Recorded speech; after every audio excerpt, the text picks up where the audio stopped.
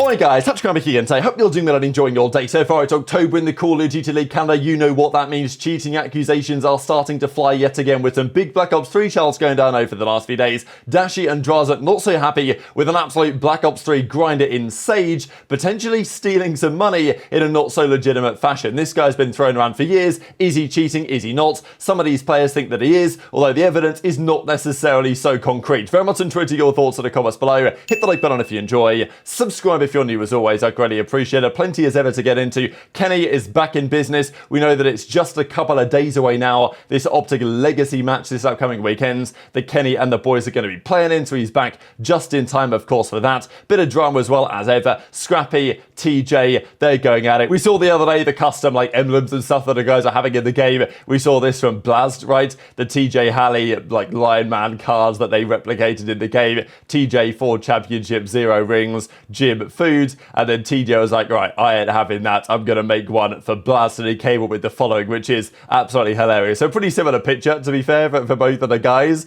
But yes, TJ comes up with 0 championship wins, 0 rings. IQ is pretty low. And CTE is absolutely maxed out. So, you know, this was comedy and a good clapback. And we talked about these custom emblems or whatever the other day. And this type of stuff is just great. Blazt as well is such an interesting character in the scene because, like, he's still going to get in these Challs and still do very well. An incredibly talented player, like, there's no doubt about it. He's done well on the Warzone side. But just a player that when he was in his prime, from at least a competitive Call of Duty multiplayer CDL perspective, of course, back then it was the CWL. We're talking the World War II season, right? We're talking on that era Eternity team, Blazt and Decimate and those guys. And, you know, they could hold their own online for sure, but for whatever reason on LAN, Blazt just never was able to deliver the same performance. And there are not that many players in history that are considered to be like mega onliners, because usually the theory is, okay, you do well online, eventually that's going to translate to LAN. Sometimes it's nerves, sometimes it's other factors, but, you know, for whatever reason, Blazt is like, you know, chief onliner. That's kind of always what he's been known as. It's unfortunate, but it is what it is.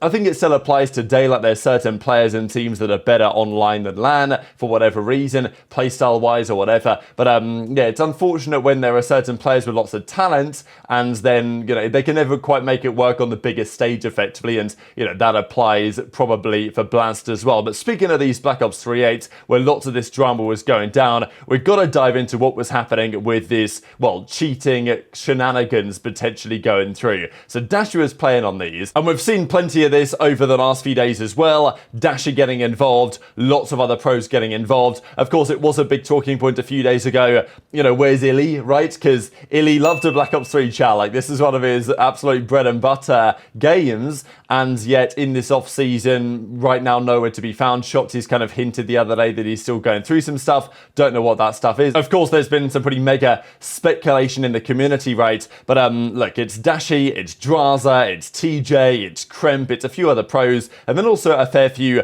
grinders of search and destroy Challs, certainly on these games. So yesterday there was a Chall that was going down. It was really early in the day, at least for the guys that play these Challs, because they tend to play them like all night. I mean, as I've said before, I'll get up early morning my time. It's not even early morning, it's like 8, 9 a.m. and I'll still see Drazah playing Challs at 3, 4, 5 in the morning his time. And then yesterday this Chall was going down at almost like 2, 3 p.m. I think in you know, their time zone, right? So, you know, early afternoon to early hours of the morning, these Challs are going down right now, and I'm not complaining because it's Black Ops 3. It's great to see, and like, I'm not going to get into that again. So anyway, we know that the drama's happening when someone will die and they'll say, oh, it's just whoever, and in this case it's like, oh, it's just Purge, and Dashy takes him down here for the round, but they end up losing this game quite emphatically, and a bit of a comeback went down too. So Presaged, who is a player on the other team, also known as Sage,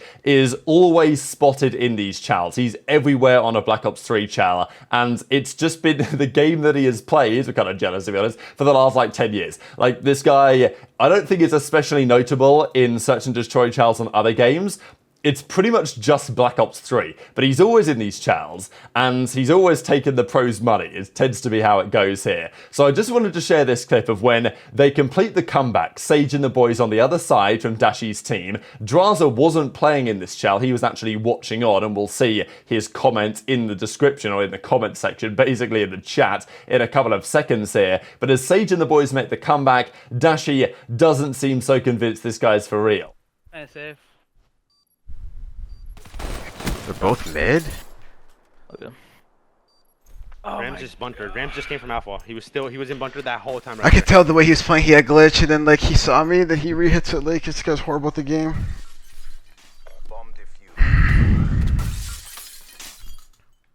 Oh my god, dude. Oh, he has an AR, dude. I swear to god I kill him every other time.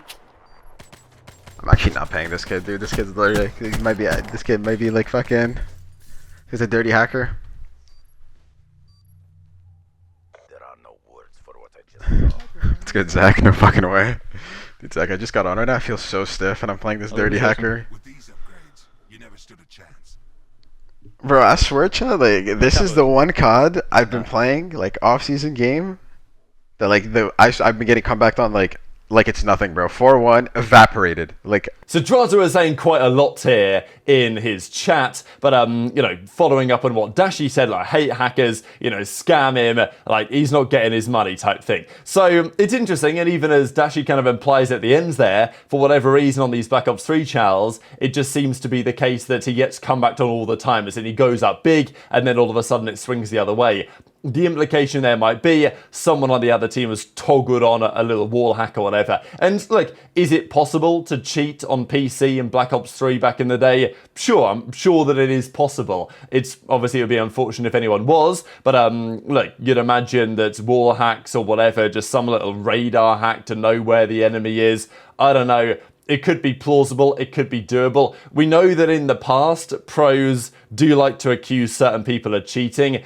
I mean, it's always been a thing in other esports. Famously, Rops, for example, a Counter-Strike player, when he was coming up, pros thought he wasn't legit, and therefore they pretty much said this guy was cheating, and then he eventually went to like the FaZe headquarters or something with Carrigan to prove that he was for real. Maybe it was Mouse Sports at the time, whatever it was, but like, that's a notable thing in esports, and it's been true in the Call of Duty world as well. I mean, the likes of Awakening, he had his cheating accusations. Even I think 04, when he was making a name for himself recently over the last 12 months or so, his awareness was very good. Pros thought when they were playing this guy in Challs, like, this 04 guy, never heard of him, he must be, you know, can't be legit, right? So it does happen, and I get it, because these pros play a lot of ranked play all season, sometimes they do anyway, and ranked is a mess and full of cheaters. So I totally get why lots of these players, if something dodgy happens to them, their first thought is, okay, is this guy for real? And if something happens, you know, Sage pops a nice ace or whatever, and it looks kind of like, wow, he really knew I was coming from there, maybe there's some questions. And Drazah think this guy is not legit. And then, of course, it continues. They play map 2 of the series, and it was an interesting map because I think Dashy's team had already kind of accepted they were going to lose this one, despite the fact that there was some big money on the line. Even Grams here, another guy that they're playing with in the chat, is saying TJ's so bad without Sage. So all sorts of great trash talk going down. And then Dashy pops during this next map, Sage, do you really think I'm paying you? So this was, you know, they always do this, right? And usually the guys get paid and it's no problem, right? But you know how this goes. Someone thinks this other guy's cheating on the other team. And look, Sage is very good at these Challs, and maybe there's something dodgy in there. Like, I've not seen a clip of Sage, at least recently, that makes me think, wow, that's a slam dunk. Like, I think he's just pretty damn good at these Challs, to be honest. Like, it's, as far as I'm concerned, innocent till proven guilty on this one. I've not seen anything that says for sure that he's cheating. He just tends to do pretty well. And, you know, some of the pros are not so convinced with that. The problem is, if they really were convinced 100% that he was cheating, they would just blacklist him from the Challs. But they don't,